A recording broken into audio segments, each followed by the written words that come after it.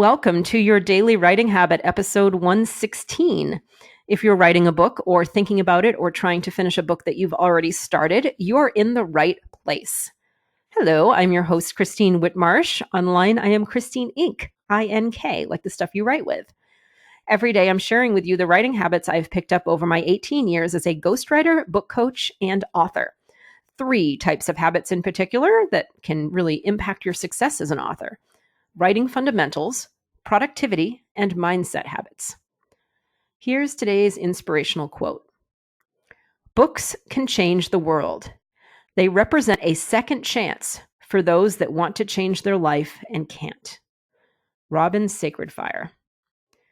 So I am talking about in episodes 115 and through 117, today being 116, so 115 through 117, post-memoir writing reflections.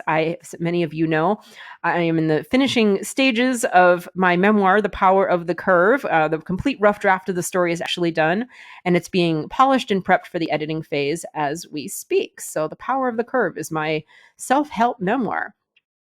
So what have I learned from combing through the most personal moments of my life, airing them out, extracting the lessons? And in my case, what did I see on this journey of walking a mile in my clients' shoes? I've been ghostwriting mostly memoirs for clients for 18 years now, so it's been really interesting to see what it's like to tell your life story and take all the advice that you've been doling out for 18 years and kind of like, taking your own medicine. So it's been really interesting. And I started sharing yesterday. So there was one revelation in yesterday's episode 115. Here is my next post-memoir writing reflection. The facts are a hell of a lot easier than the feelings.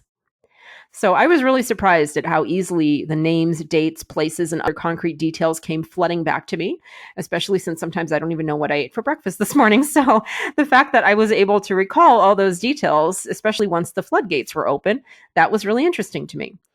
But attaching those facts to the feelings brought forth by the situations, so the feelings I felt, at the time and the feelings I now feel in retrospect, looking back on the situation, that was a little trickier. I learned that when we look back on life events, we tend to do so through filters, factual filters, rationalizing ones, minimizing and maximizing. So, it was really nothing when it actually was really very much something, or kind of thinking in your mind about a certain situation in your life, oh, God, it was awful, when it really wasn't that bad at all.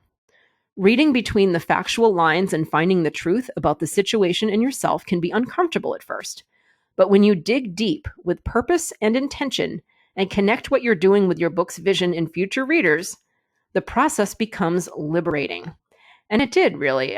Sharing some of these things, I can barely describe. I'm going to have to write, I think, a lot more blog posts about the process of digging through my life story the way that I've been, encouraging and helping my clients do for all these years, because, going into some of these situations and thinking that I knew what it would be like and not knowing, but it's all positive, by the way.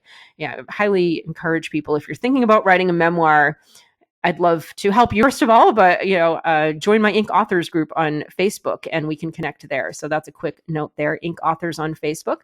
But, very, very positive. I think it was like literary therapy is kind of how I call writing a memoir.